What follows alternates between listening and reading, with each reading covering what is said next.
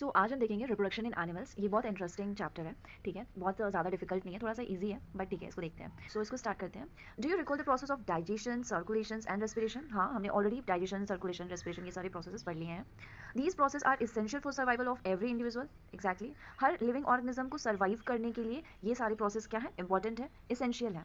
Have you also learn about the process of reproduction in plants? हमने इसके पहले reproduction in plants भी already पढ़ा है।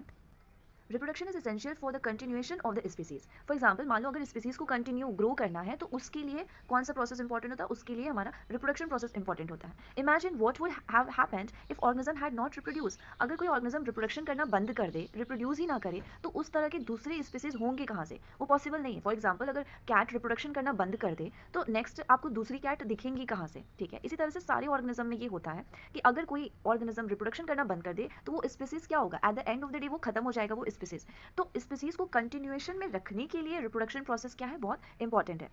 एंड इसके अलावा एक बहुत इंपॉर्टेंट पॉइंट है, हमने जो अभी तक प्रोसेस देखे हैं जैसे डाइजेशन हो गया, सर्कुलेशन हो गया, रेस्पिरेशन हो गया, ये सारे प्रोसेस जो हैं वो सर्वाइवल के लिए तो क्या है, बहुत ही इसेंशियल है। अगर ये सारे प्रोसेस नहीं होंगे तो आप सर्वाइव नहीं कर पाओगे। बट अगर रिप्रोडक्शन नहीं होगा तो उससे सर्वाइवल का कोई लेना देना नहीं है। अगर कोई लिविंग ऑर्गेनिज्म रिप्रोडक्शन नहीं कर रहा है, इसका मतलब ये नहीं है कि वो सर्वाइव नहीं कर पाएगा। बिना रिप्रोडक्शन प्रोसेस के वो सर्वाइव तो कर लेगा, बट हाँ, ये जो स्पीसीज जो कंटिन्यूएशन में आती है स्पीसीज, वो नहीं होंगी। ठीक है, आई होप ये क्लियर होगा इतना कि सर्वाइवल के लिए रिप्रोडक्शन प्रोसेस इंपॉर्टेंट नहीं है, बट कंटिन्यूएशन ऑफ स्पीसीज के लिए रिप्रोडक्शन प्रोसेस इंपॉर्टेंट है। ठीक है, imagine what would happen if the organisms had not reproduce. अगर ऑर्गेनिज्म रिप्रोड्यूस करना बंद कर दे, you will realize that reproduction is very important as it ensures the continuation of similar kind of individuals generation after generation। ठीक है, इसका क्या मतलब है कि अगर रिप्रोडक्शन नहीं होता है तो जो कंटिन्यूएशन है सिमिलर काइंड ऑफ इंडिविजुअल का जनरेशन आफ्टर जनरेशन वो आपको देखने के लिए नहीं मिलेगी। इस लाइन का क्या मतलब है? फॉर एग्जाम्पल, इफ अगर किसी ऑर्गेनिज्म ने रिप्रोडक्शन करना बंद कर दिया, फॉर एग्जाम्पल एक एलिफेंट का एग्जाम्पल ले लो, अगर एलिफेंट रिप्रोडक्शन नहीं कर रहा है तो आपको नेक्स्ट जनरेशन में एलिफेंट कहाँ से दिखेगा? जब एलिफेंट का बेबी होगा तब तो वो दिखेगा, क्योंकि कोई भी ऑर्गेनिज्म इमॉर्टल तो नहीं होता है। मतलब कोई भी ऑर्गेनिज्म ऐसा तो नहीं है कि एक बार आ गया अर्थ पे तो वो कभी खत्म नहीं होगा, एक दिन तो उसको खत्म हो जाना है। अगर उसका कोई बेबी नहीं होगा, उसकी तरह सेम इंडिविजुअल नहीं होगा, एलिफेंट का बेबी नहीं होगा, तो हमको नेक्स्ट जनरेशन एलिफेंट नहीं देख पाएगी। सो इसलिए रिप्रोडक्शन क्या है, इंपॉर्टेंट है। ठीक है, आई होप इतना क्लियर होगा। You have already learned in your previous classes about reproduction in the plants। हमने ऑलरेडी प्रीवियस क्लासेस में प्लांट के रिप्रोडक्शन के बारे में देख लिया है। In this chapter we shall learn how reproduction takes place in animals. ठीक है, तो हम इसमें एनिमल्स के बारे में देखेंगे। सो देखते हैं। सो फर्स्ट टॉपिक है हमारा मोड ऑफ रिप्रोडक्शन। ठीक है, रिप्रोडक्शन का मोड क्या होता है, मतलब तरीका क्या होता है रिप्रोडक्शन का, वो हम ऑलरेडी पढ़ चुके हैं, प्रीवियस क्लासेस में हमने पढ़ा है। You have seen the young ones of different animals. Her animals के जो यंग वंस होते हैं, मतलब उनके जो बेबी होते हैं, वो आपने देखा है। ठीक है, try the name of some young ones by completing table. यहाँ पे कोई एक टेबल दिया हुआ है 6.1, कहाँ है, हाँ ये रहा। ठीक है, ये 6.1 एक टेबल है, आपको इसको कंप्लीट करना है। ह्यूमन के बेबी को क्या बोलते हैं, कैट के बेबी को, ये तो हम लोग बचपन में पढ़ते थे। ठीक है, तो वो करना है। You must have seen the young ones of various animals being born. ठीक है, आपने देखा है कि बहुत सारे यंग वंस बॉर्न होते हैं अलग अलग एनिमल्स के। Can you tell how chicks and caterpillars are born? ये भी हमने पढ़ा है, चिक्स और कैटरपिलर तो हमने देखा है ना, मतलब life cycle of silk worm हमने देखा है। ठीक है, how are kittens and puppies born? कैसे ये लोग बॉर्न होते हैं? Do you think these young ones look the same before they were born as they do now?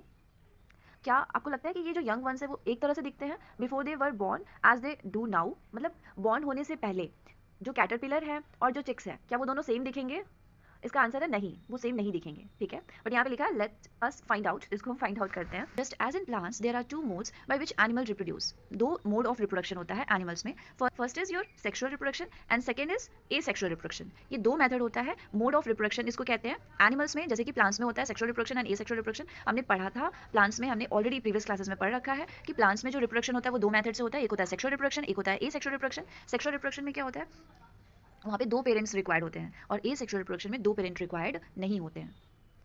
सो हमारा नेक्स्ट टॉपिक है sexual reproduction. Try to recall reproduction in plants which you studied in the class 7th। हमने class 7th में reproduction in plants पढ़ा है। That plants that reproduce sexually have male and female reproductive parts. जो plant, हमने plant में sexual और asexual दोनों mode of reproduction देखा है। जिस प्लांट में सेक्सुअल रिप्रोडक्शन होता है उसमें मेल और फीमेल रिप्रोडक्टिव पार्ट दोनों होते हैं। ठीक है, can you name those parts? क्या आप उसके नाम बता सकते हो?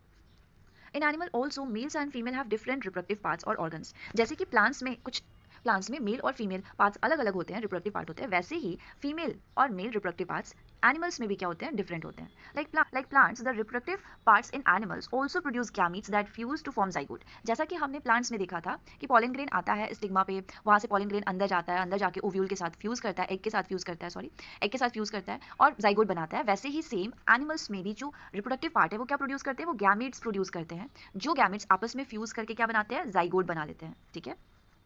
It is it is the zygote which develops into new individual. हमने देखा था प्लांट के केस में जो जाइगोट होते हैं वो मल्टीपल डिवीजन करते हैं, गोट है वो न्यू इंडिविजुअल बना लेगा, मतलब जाइगोट में मल्टीपल ऑफ वो डिवीजन होंगे और उसके बाद वो एक न्यू इंडिविजुअल ऑर्गेनिज्म बना लेगा. This type of reproduction beginning from the fusion of male and female gametes is called sexual reproduction. इस तरह के रिप्रोडक्शन जिसमें मेल एंड फीमेल गैमेट्स आपस में फ्यूज करके एक न्यू ऑर्गेनिज्म बना लेते हैं. पहले तो वो जाइगोट बनाएंगे और जाइगोट डिवाइड करके ग्रो करके एक न्यू ऑर्गेनिज्म बना लेगा.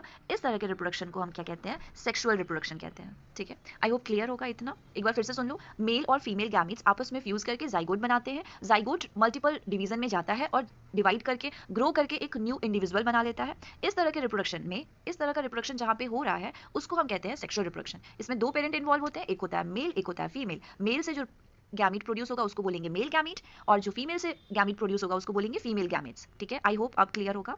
Let us find the reproductive parts. अब पहले रिप्रोडक्शन कैसे होता है उसको समझने से पहले आपको रिप्रोडक्टिव पार्ट्स को समझना पड़ेगा. ठीक है. वन बाय वन उसको हम लोग देख लेंगे रिप्रोडक्टिव पार्ट्स क्या होते हैं.